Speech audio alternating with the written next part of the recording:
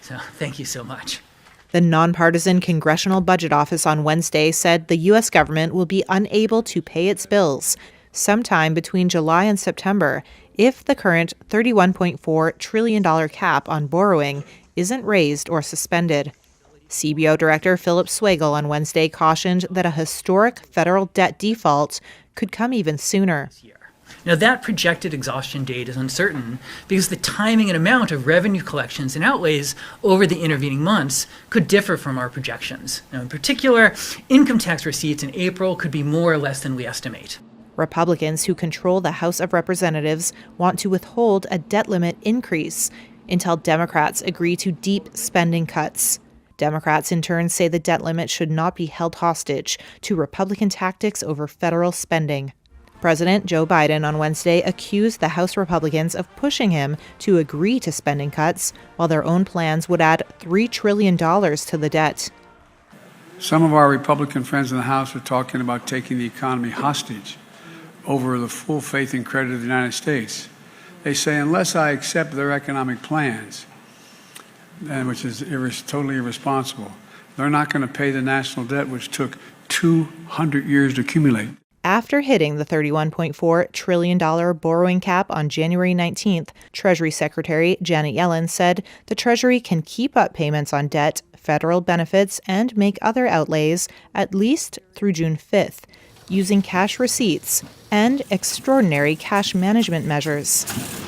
If the debt limit is not raised or suspended before these extraordinary measures are exhausted, the Treasury Department would not have enough money coming in from tax receipts to cover bills like workers' salaries and Social Security checks, and the government could default on its debt obligations.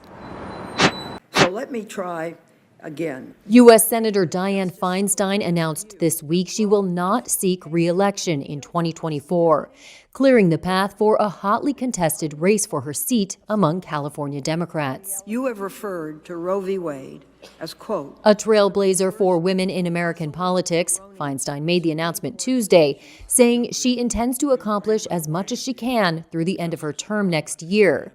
She declined to endorse a new candidate for her seat. But they all look alert and ready to go to work for me. First elected to the Senate in 1992, Feinstein is the oldest member of Congress at 89. She had been under pressure to resign in recent years and had pushed back on lawmakers' accounts that her memory had deteriorated. Feinstein led the way for women in U.S. politics. She was the first to serve as mayor of San Francisco, the first to chair the Senate Judiciary Committee, and now the longest-serving female senator. President Joe Biden on Tuesday noted their time together in the Senate, calling Feinstein one of the best. California reliably votes Democratic, and several Democrats have signaled likely runs for her seat, including Representatives Katie Porter and Adam Schiff. California will hold its primary elections on March 5th, 2024. New Zealand stepped up recovery efforts on Thursday after Cyclone Gabrielle left at least 5 people dead and displaced 9,000. It's the country's most damaging storm in decades. Gabrielle hit New Zealand on Sunday before making its way down the east coast of the North Island. It's cut off entire towns, washed away farms and livestock, and inundated homes. We got out and some people didn't, and looking at their houses, it's devastating. Aerial footage showed flooded buildings and a damaged bridge in the Hawke's Bay town of Wairoa, as authorities evacuated people using a helicopter. We're just devastated for everyone and all our friends and family that are across the other side of the bridge. Meteorological Service Met Service says Cyclone Gabrielle is now east of the country and continuing to track away from the North Island. However, it said severe thunderstorms and hail will hit parts of the badly affected northeast on Thursday night. The country's Prime Minister, Chris Hipkins, spoke of the scale of the cyclone at a news conference. It is a significant event. It is on a scale of what we've seen with the Christchurch earthquake, for example, and it's going to take some time to work through it, and we will absolutely see this process through. New Zealand has received multiple offers of help from other countries, Hipkins said. He added that the inability of people to get in touch with family and friends was a real issue. Roughly 102,000 people remain without power. Every day, 71-year-old Park Gyun-sun rides the sprawling subway of Seoul, delivering flowers, documents and other packages around the South Korean capital. People call this sort of work silver delivery because it's popular among senior citizens who are entitled to ride the city's networks for free. Park can earn up to $550 a month due to the lack of transportation costs. However, as South Korea's population rapidly ages and it gets more expensive to run the subway, these free rides have become a thorny political issue, putting Park's job in peril. We're a bit nervous if we are asked to pay for a metro ticket. If we have to pay for the subway, we will have to think about alternative jobs. The Seoul Metropolitan Government should think a lot about this. It's a job for the elderly, and if it's gone, the elderly have no place to work. Free rides have been a perk enjoyed nationally by those 65 and older for 4 decades and are credited with keeping senior citizens active. However, some cities are now threatening steep fare hikes or to raise the eligible age unless the national government shoulders some of the cost. The Finance Ministry is staunchly opposed.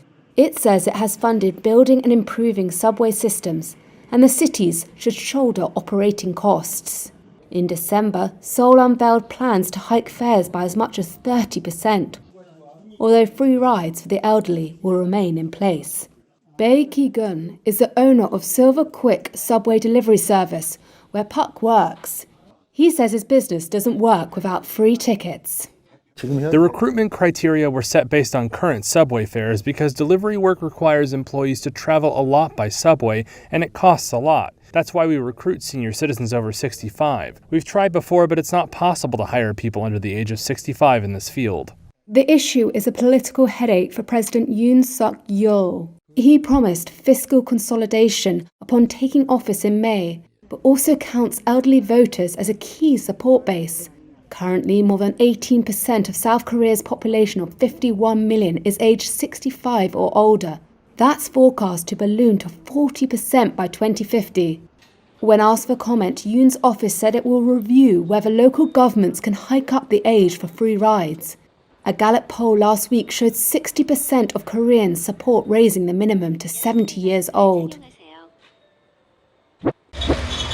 El Salvador's state of emergency to combat gangs has led to tens of thousands of arrests and allegations of human rights abuses. But it also appears to be massively popular. And in a recent interview, the country's security minister, Gustavo Villatoro, said the measure will stay in place until every criminal is caught. El régimen de excepción es una herramienta. The state of emergency is a tool to keep security and to care for Salvadorians' lives. When the risk reaches numbers close to zero, this measure will be lifted. Y estos terroristas. As long as we have these murderers and these terrorists fleeing and escaping within the country, this measure must continue. Esta medida debe de continuar. President Nayib Bukele asked Congress to approve the state of emergency last March. Since then, security forces have arrested more than 64,000 suspected gang members or associates. Estamos a punto. We are at the brink of winning the war against gangs, he said in June. El Salvador already has the highest incarceration rate in the world, with nearly 2% of its adult population behind bars. It recently opened a huge prison that can hold 40,000 people. There is some evidence the crackdown is having an impact. Last year, there were just under 500 homicides. In 2021, there were more than 1,100. But there are questions about what rights citizens are willing to exchange for safer streets. Rights groups have documented hundreds of arbitrary arrests, torture, and in-custody deaths. Under the measure, arrests can be made without a warrant. Detainees' rights to a lawyer have also been shelved.